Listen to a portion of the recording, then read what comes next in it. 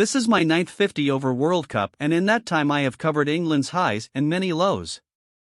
There was 1999 when England were out before the tournament song was released, and the surprise run to the final in 1992 with an aging team. The early exit in 2015 was horrendous. Defeat at the hands of Bangladesh in Adelaide was devastating. That was hardly surprising given what had come before. Alastair Cook had just been sacked as captain, and England were still playing an outdated style of one-day cricket, only in 2019, with the side number 1 in the world under Owen Morgan and playing in home conditions. Has there been higher expectation in my time going into a World Cup? I may not have expected them to go all of the way and win it, but I thought they would definitely be semi-finalists. That only adds to the crushing disappointment in what we have seen. Jos Buttler's side have not looked at the races since they first turned up in India. They were thrashed by 9 wickets in the tournament opener by New Zealand and have not recovered. By Bengaluru on Thursday, they looked like a team whose heads had gone. There was Joe Root's run-out and Johnny Bairstow's poor shot, caught playing a heave to mid-on after 2 wickets had just fallen. That was the time for Bairstow to dig in with Ben Stokes, to play sensibly, reassess, bat some overs and get a score on the board. Instead, his shot was very disappointing, and soon after, Moeen Ali looped a cut straight to backward point.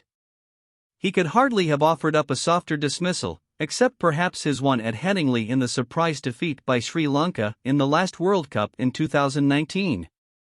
But, looking back and comparing to that 2019 team, perhaps we should not be surprised at the position England find themselves in with their World Cup effectively over with 4 games still to play. They won last time because of the preparation over 4 years, where they made a big investment in the number of games they played. You knew who would bowl when and how. It was like perfectly tuned engine. This has been more like Laurel and Hardy's car. I spoke to Ben Stokes in Cardiff at the start of England's World Cup build-up, before he made his first appearance after coming out of retirement in this format.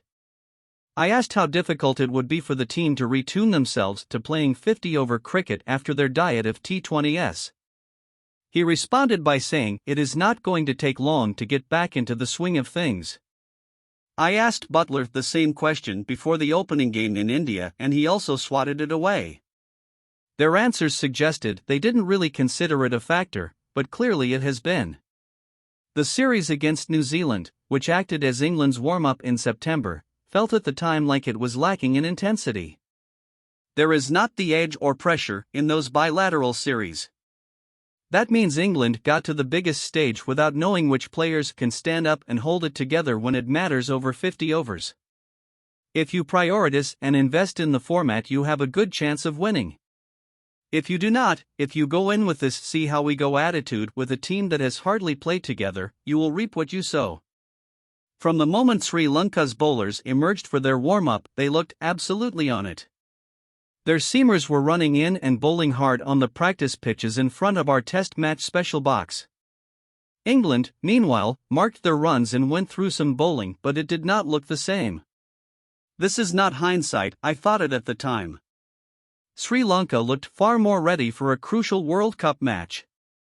How England allowed that to happen is impossible to say without being in the dressing room. We spoke to Paul Farbrace, England's assistant coach in the build-up to 2019, before the game, and he expressed how important it is for the coach to get into the mind of struggling players before these games to remind them what they have done well before. It is so hard to regain confidence in these tournaments. The players are on the road all of the time, with a different bed every few nights.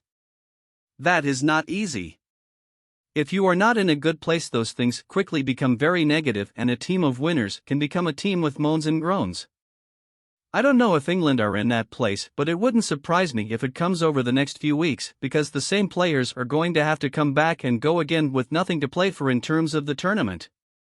That said, there will be plenty on the line when it comes to their careers. England handed out their multi-year central contracts on Tuesday, but there might be a different view on some of those already. Attention should turn to the future, but of those in this squad, only Harry Brook and Gus Atkinson look guarantees to be around in 4 years' time, fitness permitting. But rather than throwing everyone out now, England have to carefully plot their path forward. There is a T20 World Cup in June, meaning it would be too hasty to end careers now. Butler should remain as white ball captain, with others in this squad like Bairstow and Adil Rashid sticking around to try to defend their T20 crown in better fashion than this title defense. They should go out with a different attitude, show teams they are going to have to play well to beat the defending champions, but after that the changing of the guard may come.